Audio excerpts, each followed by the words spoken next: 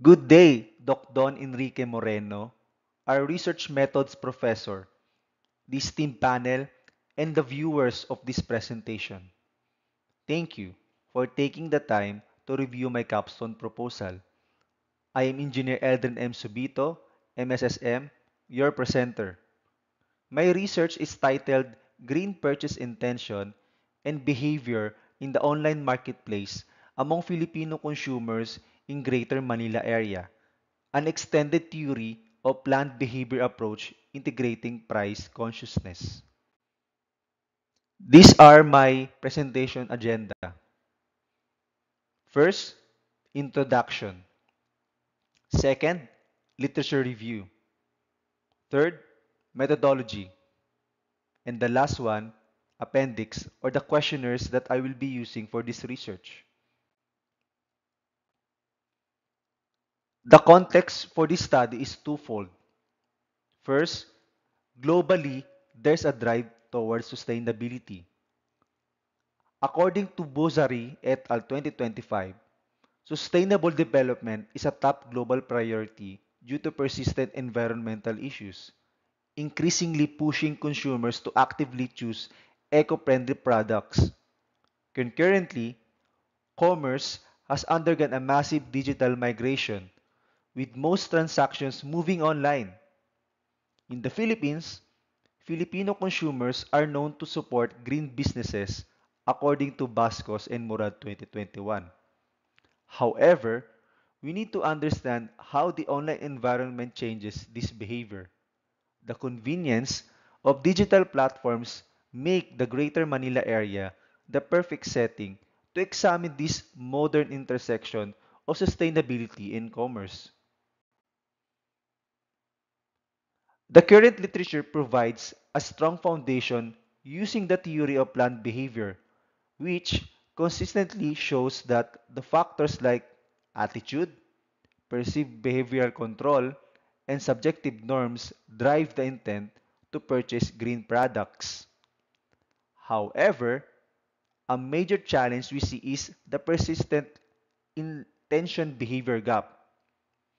A significant reason for this, particularly in Asian market like the Philippines, is the price consciousness, which is confirmed as a substantial impediment according to Absequeira et al. 2022 and Biswas 2016. This leads us to critical research gap. The literature specifically lacks an integrated model that addresses three things at once within the digital purchasing environment of the Greater Manila area. First, we need to evaluate the full TBP model and its translation to actual behavior. Second, and the most importantly, there's a lack of empirical testing for the novel modulating role of perceived behavioral control on price consciousness, a critical factor for cost-sensitive Filipino consumers. We therefore missing a contextualized and integrated understanding for this market.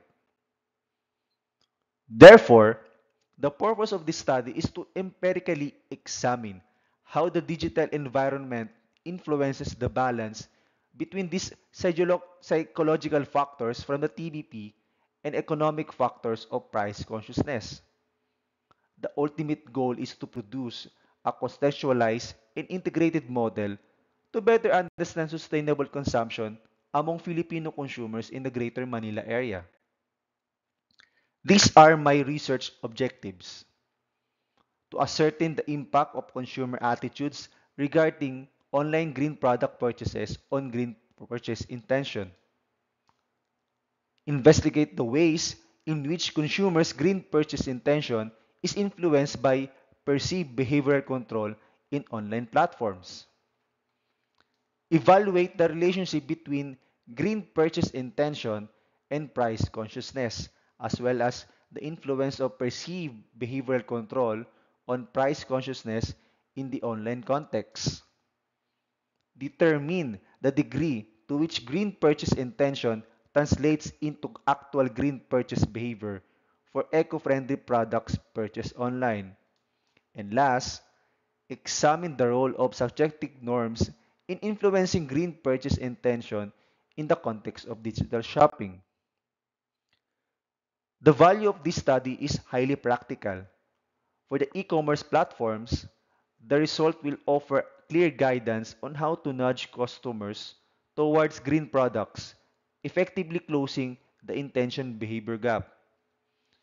For the policymaker, it provides data to support targeted sustainability campaigns. For academe, this will give a noble contribution by integrating and testing the inverse link between perceived behavioral control and price consciousness in a digital emerging context market. And lastly, by focusing on the Greater Manila area, this research supports SDG 11, which is sustainable cities and communities, by reducing the ecological footprint associated with urban consumption and transportation of goods. Also, it supports SDG 12, which is responsible consumption and production, by identifying levers to increase the demand and supply of sustainable goods. So I will go to the literature review. Our study is grounded in the extended theory of land behavior, recognized foundation for modeling sustainable choices. The core TBP model explains behavioral intention through three constructs. First, attitude, which is the evaluation of the behavior, subjective norms or the social pressure, and the perceived behavioral control. However, there's an existing research highlights that there's a TBP limitation, especially the intention behavior gap in ethical contexts. Therefore, we extend the model by incorporating additional variables like price consciousness to boost its predictive power in the digital purchasing context. These are the previous studies that use extended TBP. For instance, the research paper of Absequeira et al. 2022 entitled Accounting for Environmental Awareness on Green Purchase Intention and Behavior, Evidence from the Philippines, use environmental awareness as one of their extended TBV variables. In addition, Afros et al. 2015 research titled Consumer Purchase Intention Towards Environmentally Friendly Vehicles, an empirical investigation in Kuala Lumpur, Malaysia, also uses environmental concern as one of their extended TBB variables. As we can see, the research paper of Kabayan et al. 2023, Chen et al. Chen et al. 2022, and Sun and Wang 2020 uses extended TBP for the research paper. And we can see the significant positive or negative or no significant effect of those variables. This will be my proposed conceptual framework for my research paper.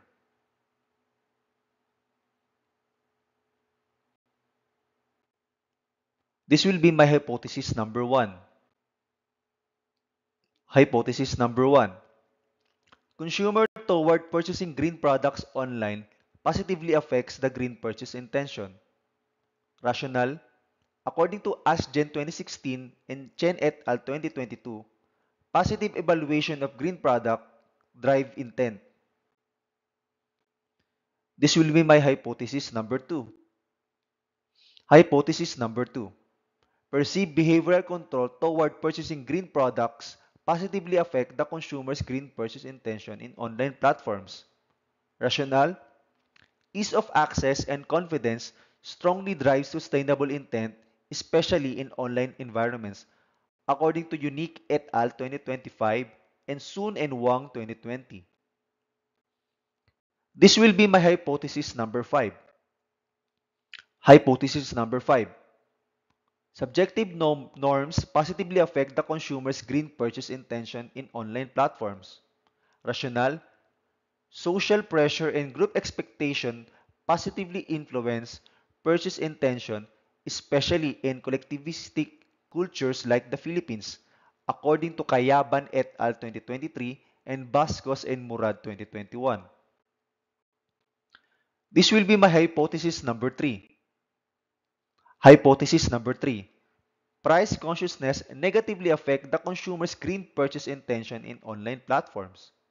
Rationale, higher cost sensitivity reduces green purchase intention, representing the significant attitude behavior gap barrier, according to Bascos and Murad 2021 and Sun and Wang 2020.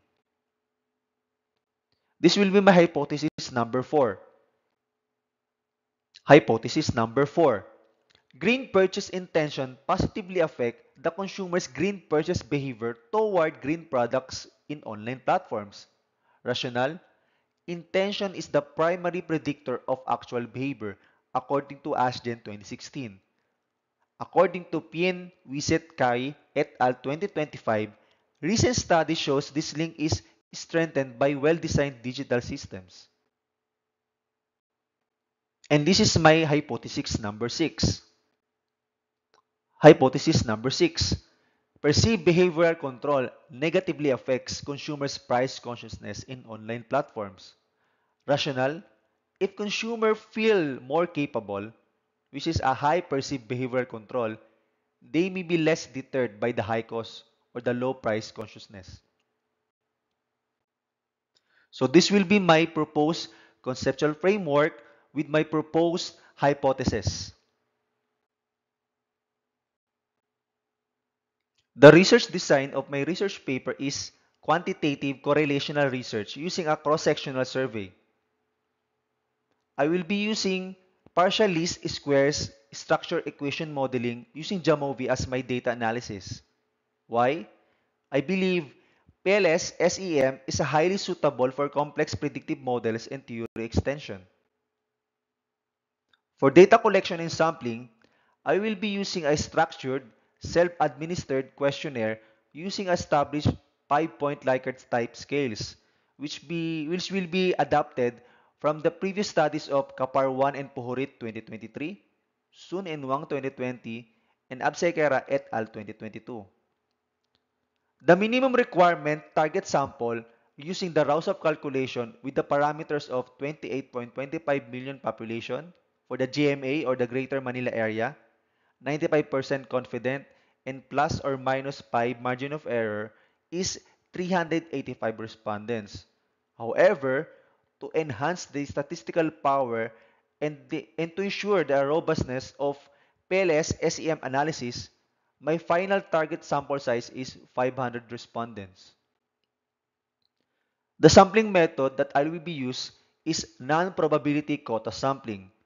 So for the 500, it will be divided to the 5 locations, 100 each for Metro Manila, Laguna, Rizal, Cavite, and Bulacan. There are two limitations that my research paper are confronting. First, since my paper is using cross-sectional design, data is captured in one moment in time, limiting the ability to establish true causality for the intention behavior gap.